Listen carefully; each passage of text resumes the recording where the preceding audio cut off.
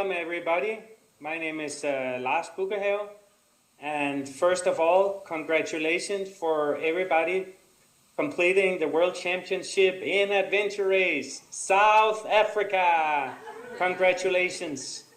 And also all the dot watchers back home, you must be super tired about watching all the dots moving around for an entire week in South Africa. But the whole community and navigation is one of the key elements of Adventure Race, and that's also what I'm gonna talk about here the next 15 minutes. First of all, a little bit about myself. I'm one of the founders of the Danish Adventure Race Union, which is the Federation of Adventure Race in Denmark. Then I have been organized Montane Conwinter for 15 years, which is now a ARWS European Series race. And I have also been organizing a lot of other events and adventure races. Then I have been racing adventure race for 20 years. And the last 10 years I've been competitive with winning 3 World Cups, European Championship, and Patagonia Expedition Race. And to finish that off, I'm also an ARWS referee, so I know the sport from multiple angles and multiple places, and have different objects on the sport.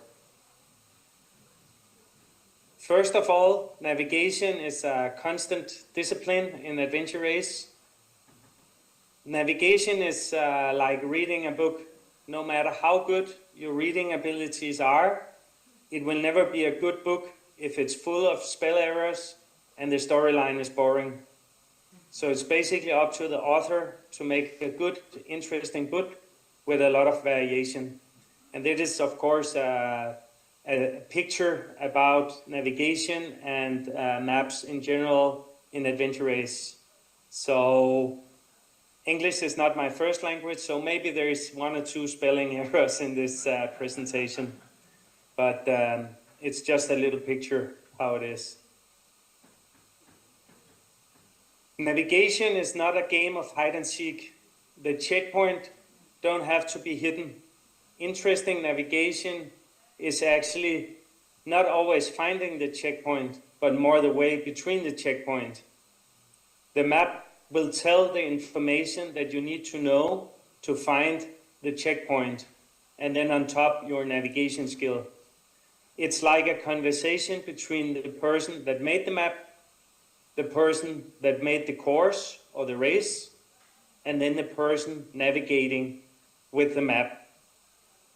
So it's a combination of those 3 things adding up together, and all 3 has to speak and understand the clear language to each other. To make a little example, I have taken a checkpoint from a really great race in the United States, but one of the checkpoints was a little bit hide and seek, and just to make an example what I'm meaning about hide and seek. So checkpoint 17, as you see on the map here, was inside a giant root ball. First of all, for non-English speaking teams, what is a root ball? And also that it says it was inside, will the checkpoint be visible when you're near the checkpoint?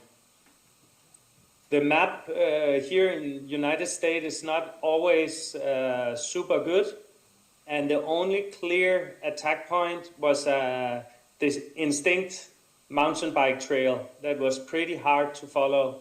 So we start following the trail, but pretty easy. There was mountain bike trails all over the place, so it was super difficult to follow the mountain bike trail. Then we decided to follow the forbidden road, just like 50 to 75 meters from the road, and follow along the road until we hit the river, turning back towards the checkpoints. The thing was, along this way, it was full of root balls, and none of these root balls are in the map. And as we didn't know if the checkpoint was visible or not, we actually had to search all these root balls along the way. We luckily teamed up with Columbia Viderate that was also searching for this checkpoint, and we decided to split up and search both teams in a big line and walking forward, like searching for a mine or something. So it was like finding a needle in a haystack. At the end of the day, we found the root ball that was in the end of all the root balls, and then we could clip the checkpoints and continue further on. So first of all, the feature of the root ball was not on the map, so we couldn't really see anything, and there was no really good attack points because there was not all the information in the map that was needed. So it was basically finding a needle in a haystack. So what is a good checkpoint or good placement? A good placement is where the racer is sure that they are the right location, either if the checkpoint is there or not. Here is a checkpoint, a little funny checkpoint from a race where it was CP79, which was a troll. So the original map was not super detailed and the troll was not drawn onto it, so we updated the map with the troll. Another interesting thing is route choices between checkpoints. So here in the Adventure Race World Series Expedition Alaska back in 2018, there was around 15 hours between CP6 and the next TA. So there was a lot of multiple route choices between the two. And route choices is basically that the team choose which route between the checkpoints is ideal and they want to choose. The first one was around a lake and then hike in a valley hike and then cross over and hike along the lake. The other one was with the pack raft across the lake, then hike along the ridge line, and then pack raft when you popped out on the other side. The last option was like a high alpine mountain hike with no pack rafts. But really, route choice in between checkpoints sometimes makes it interesting, and also teams can take different routes and it can be tactical between teams. Another important part is, as I said, it's a conversation between the map creator, the map course planner, and the reader. Sometimes the map is so outdated or so bad visibility that it's almost impossible to read the details on the map. Here on the left was a map that we got at the World Series race in United States, where we had to find from F1 to F2, and it was a mountain bike stage. It was almost impossible on the map to see where the road was. There was there, but it was impossible to see where they was going. And when we hit the town and had to go to F2, we took one road that was the wrong one and ended up bushwhacking all the way to the CP. I went home and looked on the CalTopo database of all maps for United States, and I found some scanned topo, and then changed the colors in Photoshop to make the height curves more visible.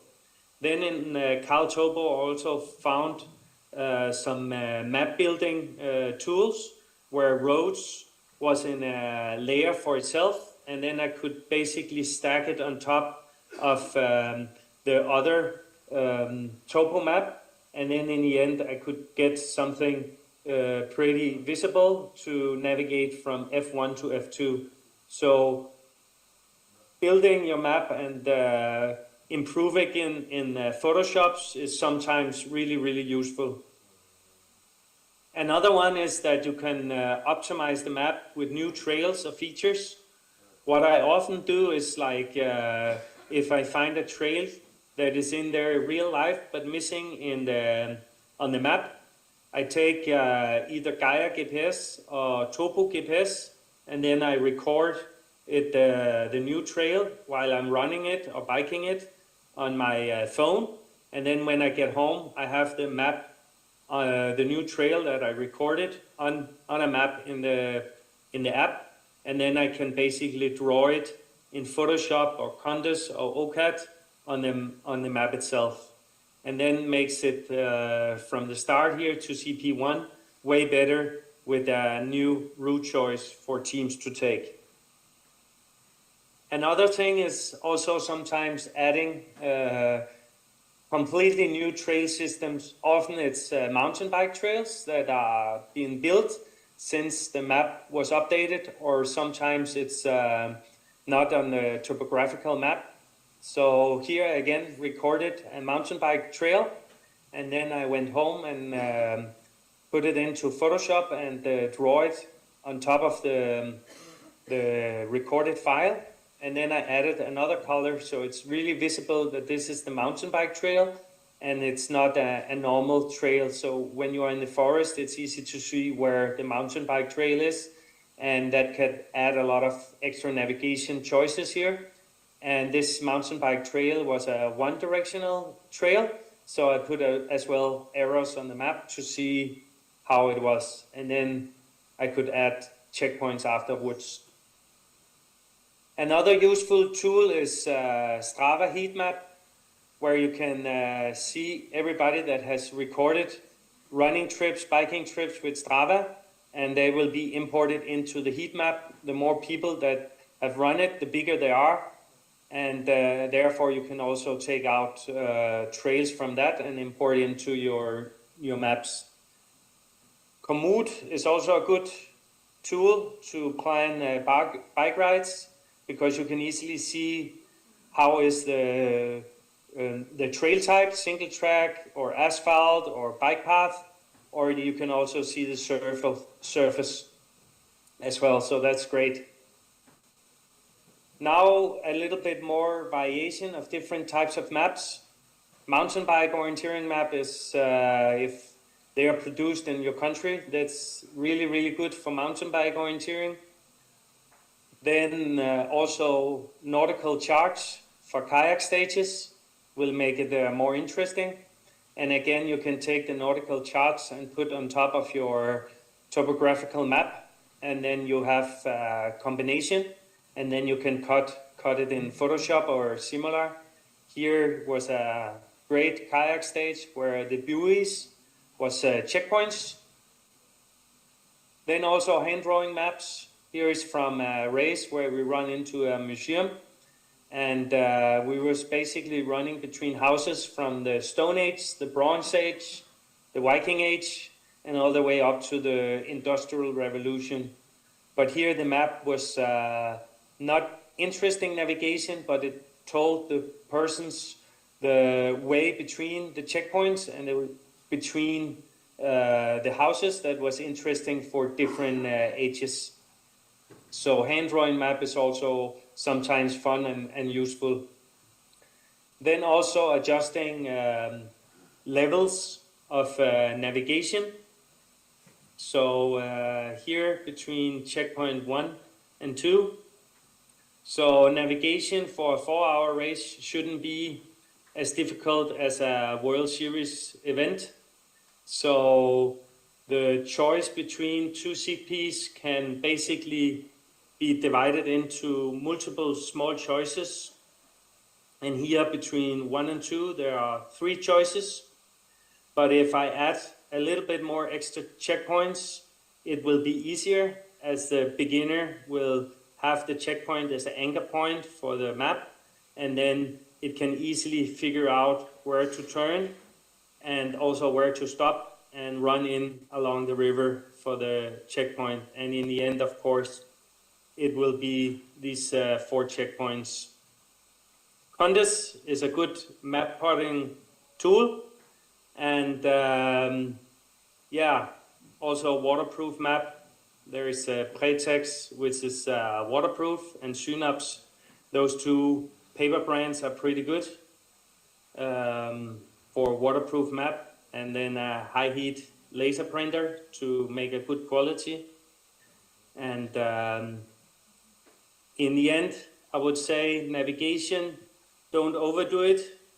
Navigation is only the discipline for the person in the team that are navigating. Don't make it the most important part of the race to be competitive. Some races, it's basically a competition between the two navigators in two different teams instead of two teams in general. So navigation is just a part of the expedition to get to the beautiful viewpoints, the historical places, the cultural sites, and the areas that are unique for the race. Enjoy. So a little rushed through some highlights, but that was all what I had today. Hope you enjoy your relaxation after the race, and also enjoy great navigation in the future of races. Thank you for me.